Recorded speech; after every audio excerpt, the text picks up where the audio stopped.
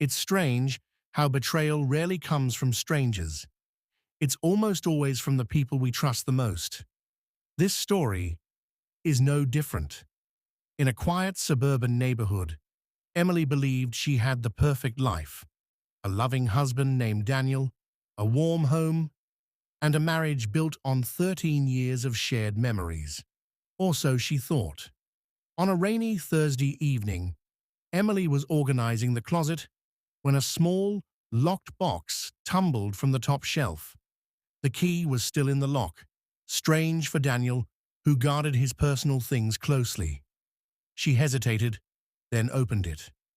Inside was a bundle of old letters, tied with a red ribbon. Each letter smelled faintly of a perfume Emily had never worn. Her hands trembled as she read the first line. "I miss you more every night, Daniel." The handwriting was delicate, feminine, and not hers. Emily sat frozen on the bedroom floor, rain tapping against the window. The dates on the letters went back 5 years, half a decade of lies. But something else caught her eye. Beneath the letters was a folded bank statement from an account she'd never heard of. The balance? Nearly $2 million. Her mind raced. Daniel was a mid-level architect. They lived comfortably, but nowhere near that level of wealth. Where did the money come from? And why was it hidden? That night, she said nothing. She placed the box back exactly where she'd found it. But sleep never came. She kept replaying every moment, every late night, every business trip in her mind. The man she thought she knew might have been living an entirely different life. The next day, she decided to test him. Over dinner, she casually mentioned hearing about offshore accounts in the news.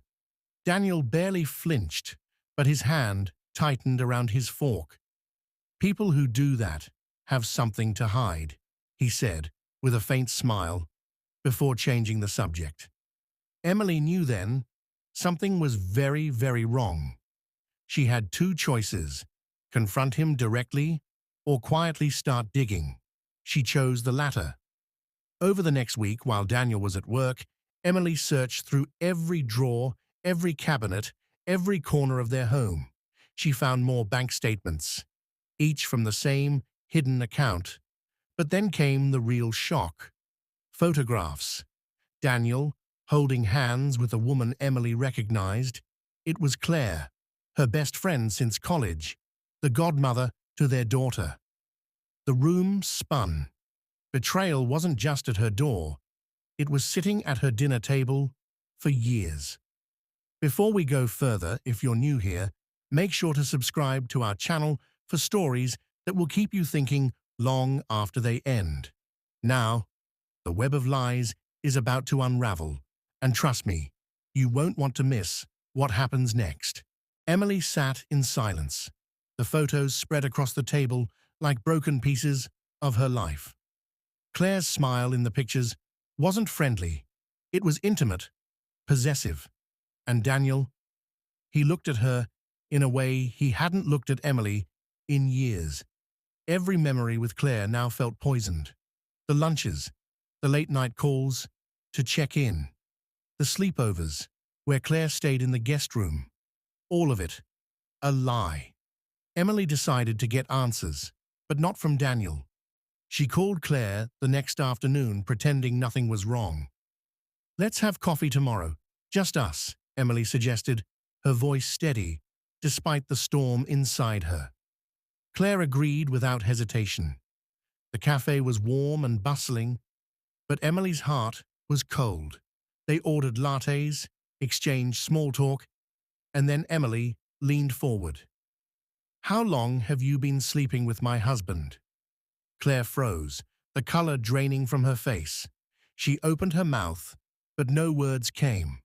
Then, almost defiantly, she whispered, "It's not what you think." Emily laughed, a hollow, bitter sound. 5 years of letters, secret bank accounts, and photos. Then what is it, Claire? Enlighten me. Claire's eyes darted around the cafe. "You have no idea who Daniel really is," she said. "That money, it's not from his job. It's dangerous. And if you dig too deep, you'll wish you hadn't." Emily felt a chill crawl up her spine. "Dangerous how?" But Claire shook her head. "I've already said too much." She stood, leaving her latte untouched, and walked out without looking back. Emily sat there, her mind spinning. What did Claire mean? Was Daniel involved in something criminal? That night, Emily pretended everything was normal. She smiled at dinner, listened to Daniel talk about work, even kissed him good night. But when he fell asleep, she took his phone and searched through it. Most messages were deleted, but one recent text stood out. It was from an unknown number. "The transfer is complete. Keep it quiet. You know what's at stake." Her chest tightened. This wasn't just about an affair anymore. This was something far bigger, far darker. She decided to dig deeper, but this time, she needed help. The next morning, she called an old friend, Mark, a private investigator she'd met years ago while volunteering at a community event. She told him everything. Mark didn't sound surprised. If there's money offshore and a mistress involved, there's usually more than one secret. "Give me a week. I'll find out what your husband's really been doing." Emily hung up, feeling a mix of fear and hope. For the first time in days, she had a plan. But what Mark would uncover would shake her to her core. The week dragged like a lifetime. Every moment with Daniel felt like a performance. Two actors playing the roles of husband and wife, while a chasm of secrets widened between them. Emily kept her voice light, her smile practiced, all while counting the hours until Mark called. On the seventh night, her phone buzzed. It was Mark. "Emily," he said, his voice low and urgent, "you need to hear this in person. Meet me at my office, now." The small, dimly lit room smelled faintly of coffee and paper. Mark was at his desk, files and photographs spread before him. "Your husband isn't just hiding money," he began. "He's laundering it." Emily's breath caught. "For who?" Mark slid a photograph across the desk. Daniel, standing beside a man with sharp eyes and a predatory grin. "His name's Victor Rains," Mark said. "A known figure in organized crime, drug trafficking, weapons, you name it. That offshore account? It's part of their operation. Daniel's been moving money for them for years." Emily's stomach churned. The man she'd built her life with was tied to criminals. But Mark wasn't finished. He pulled out another photograph, this time Claire. She was in a luxury hotel lobby, kissing Victor Rains. Emily's mind reeled. "Claire, she's not just with Daniel." Mark shook his head.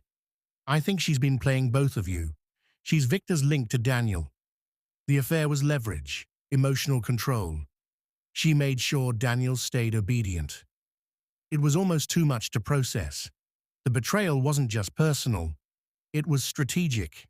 Claire had infiltrated her marriage, her home, her trust, all to keep Daniel tangled in Victor's world. Mark leaned forward. "Emily, you're in danger. If Victor suspects you know, he won't hesitate to silence you. You need to get out." Emily's first instinct was to run, take her daughter, and disappear.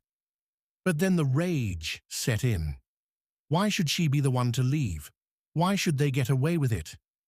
"I'm not going anywhere," she said, her voice cold. "I want to bring them down." Mark hesitated. "That's not easy. We'd need proof. Documents, transfers, anything tying Daniel and Victor together." Emily nodded slowly. "I know where to find it. Daniel keeps a locked briefcase in his study. He guards it more than anything else in this house. If it's anywhere, it's in there." Mark studied her face. "If you do this, there's no turning back."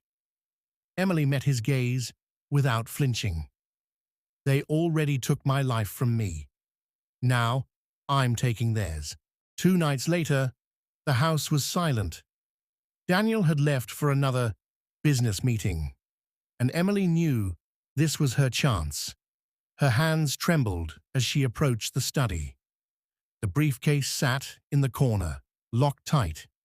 She reached into her pocket and pulled out the small key she had secretly taken from Daniel's drawer the day before.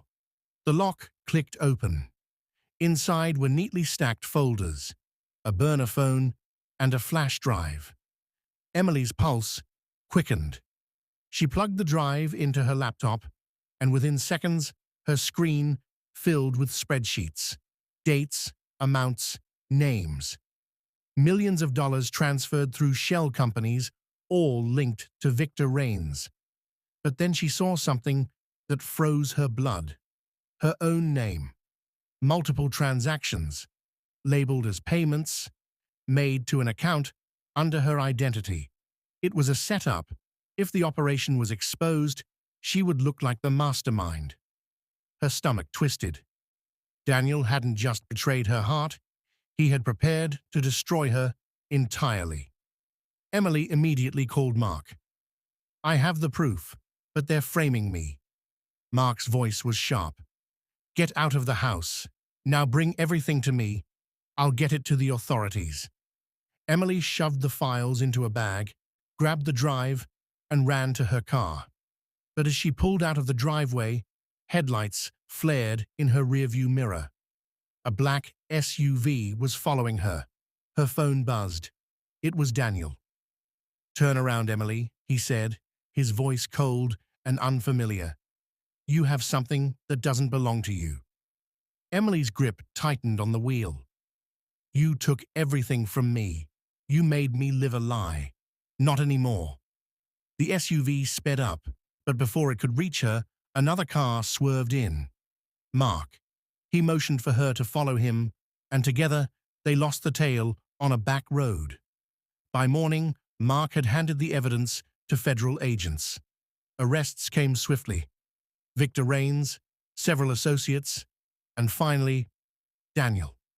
Emily watched from a distance as they took him away in handcuffs. Claire vanished. No one knew where she went, but Emily didn't care. She had her life back, and more importantly, she had her freedom.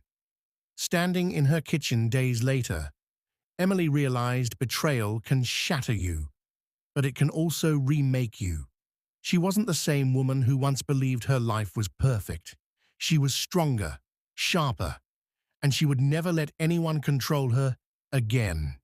If you've stayed with me until the end of this story, thank you. Make sure to subscribe to our channel for daily videos that keep you hooked from the first word to the last. And remember,